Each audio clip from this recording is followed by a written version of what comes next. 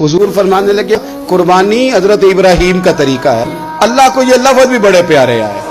फरमाया पढ़ो ना 9 ज़िलहज की फजर से लेकर 13 तक पढ़ो ना जरा सारे, अल्लाहु अकबर अल्लाहु अकबर ला इलाहा इल्लल्लाहु वल्लाहु अकबर वलिल्लाहिल हम्द।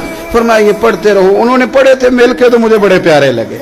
फरमाया हमने उन्हें बचा लिया एक फिदिया, अजीम फिदिया दे के, व तरकना अलैहि फिल आखिरीन, और हमने उनके जिक्र को छोड़ा है आने वालों के लिए। क्या लफ्ज़ है कुरान के, कुर्बान होने को दिल करता है।